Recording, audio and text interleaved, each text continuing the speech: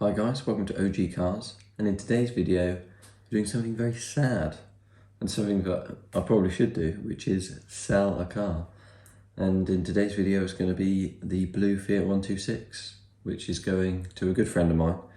And you may remember actually the red Fiat Cinquecento Sporting that we had quite recently. I bought from Sam in Stansted Outlets, so we're going to head over there because he's buying the blue Fiat 126 off me, so it's going to a good home. And what we're going to do is, because Georgina's going in the Fiat Panda to pick me up all the way, sort of 3.5 hours on the other side, from Cardiff to there. Obviously we're not going to be able to get too much footage on the way there, but what we're going to do is plan in a stop about halfway, so you'll see us there and we'll talk a bit more. Welcome to Membry. We're joined by this lovely 3 Series, and we're just walking back to the 126 now that we've had a little subway just to get us going for the day. Well, apologies for the noise, because obviously we're next to the motorway, just off the Membry services here. We're about an hour and a half or so into the journey, and we've got about an hour and a half back into Stansted Abbots from here, and then obviously we've got the same trip back in Charmander afterwards, although we're going to go via Tiny Car Company to have a look at the classic Fiat 500s there and the 126 that they have there as well, so we'll record those too. But yeah, basically I just wanted to say what I'm doing with the 126, and well, as you know by the video title and by what I said at the start, we're selling it, and I was just going to say why. So ultimately the reason is we currently have 25 cars and we need to whittle that down a fair bit. Now, as you will know from the previous video, the fleet is 25 and it needs to come down, so this is one of them. Now, I've got the yellow 126, so that's the only reason why I'm getting rid of this one as well. It's going to a friend. I know it's going to be done up, it's going to be well kept, and that's what I want really, because when you sell a car on the open market, you don't know where it's going to go, you don't know how easy it's going to be to sell and all of this. So yeah, I haven't listed this up for sale. A friend just said I would like to buy it, and I said, well, I'd be happy to give it to you. Well, not give it to you, I am selling it, but yeah, it's going to a good home, and that's what counts. Since Prescott, the car did decide to brake on me again, several times. That's fine. So when it got back, it broke down at home, literally got me from Prescott to Cardiff, and then yeah, wouldn't start again. So I fitted this new fuel line, the rubber one here and here. What? Oh, hello. Georgina's just seen Classic Mini. Which, hey, that's beautiful. Look at that. I can't remember where I was now, but this is more important. Feast your eyes. Okay, revert. Where were we? Fuel line. Yes.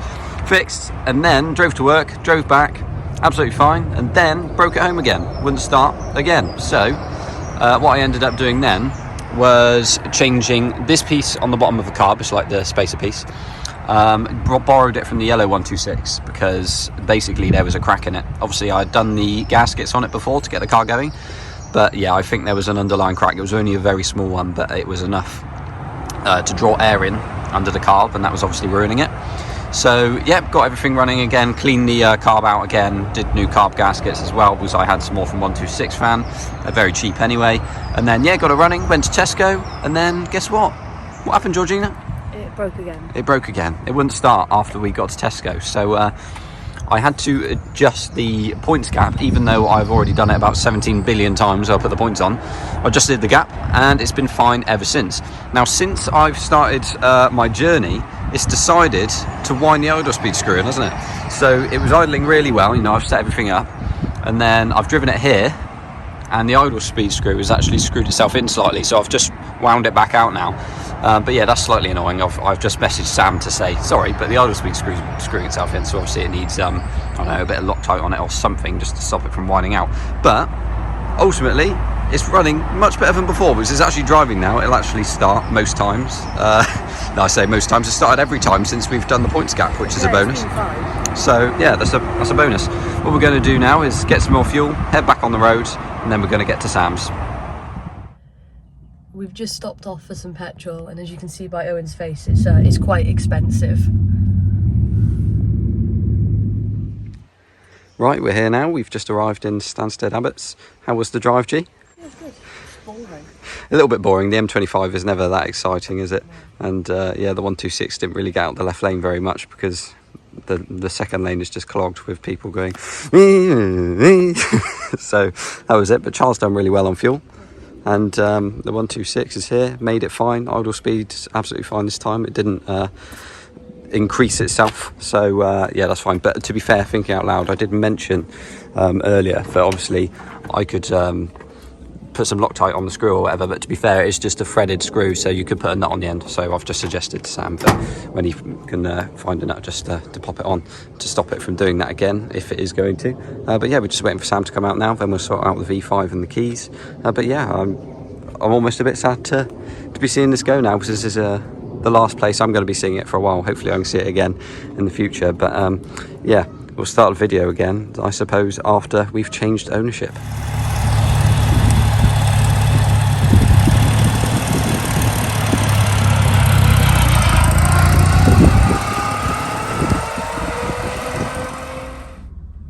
So we've just arrived at Tesco. We're going to grab some lunch while we're here. The car is now dropped off with Sam, and as you can see, he's driven away. He's going to drive it to work today, so he's brave. But thoughts are, I'm happy it's gone to the right home. Yeah, I'm sad it's gone. It's, you know, the Italy trip was amazing. There's a lot of memories there, and they're solidified in these videos, of course, because I've been following the car's journey for all this time, and I've done the repair videos, I've done the event videos, so everything is recorded, so it's great. And you know, those memories, really happy ones, and apart from all the ones where it's broken, so you know, only most of them. But it was good fun, and I love the 126, and I'm still in the 126 world with my yellow one. I really don't think I would have sold the blue one unless the yellow one came up, so there is that. But yeah, that's it. We're now gonna get the food, go to Tiny Car Company, and see what there is to offer there.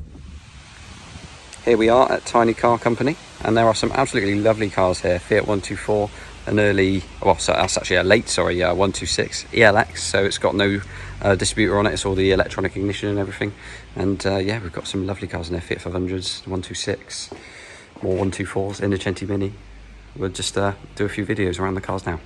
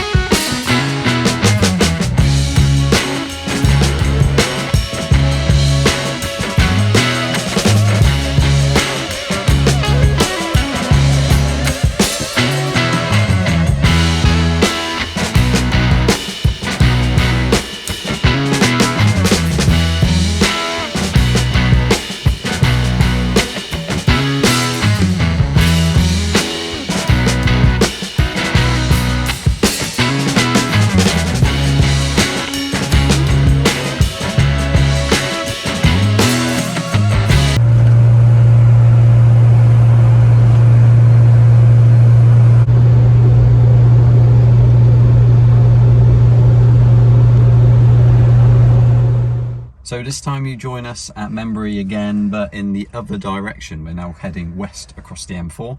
We've just finished at Tiny Car Company. Sorry, we've only just done sort of like a quick view around the cars. If we had all day, on my days, I could easily be there all day. And if we had a ride out in some of the cars, it'd be great. But ultimately, we need to get back. We've just stopped off for a toilet break, and then we're gonna head to my parents, and then we're gonna head home. But yeah, it was great to see all the cars. Just love the old 500s. There were a couple of 126s there, as you can see, Lancia Fulvia, and Fiat 124s. It's just really nice to see those cars, and an Innocenti Mini as well, which is for sale. We kind of bounced off each other a bit. We've got like obviously a lot of cars and parts, both of us, and we're both sort of like eyeing up certain things that we have for sale, and it's like, am I going to walk away with more cars? I shouldn't, because I'm on the selling side. But things are too tempting, I don't know. Anyway, let's get back on the road. Right, so we're now home. As you know, we came via Membury and then my parents' house, got a bit of fuel for Char, and then came back. Char did really well on MPG, the 1.2 MPI did really well. I think we did about 400 miles all in Char, so that's really good. We've obviously sold the 126 to a good home. We've been to Tiny Car Company and it was great. So big thanks to Tristan for showing us around. If you want the car, get in touch with him. I'm sure he's got a massive backlog already, but you know, he appreciates all the business. So really good place, really good guy. So yeah, check that out. I just wanted to leave you on a few of the old videos and sort of memories of the 126. So big thanks for watching. Like, comment and subscribe, and we'll see you in the next one. And watch on for the last few videos that you're going to see of the car on the channel.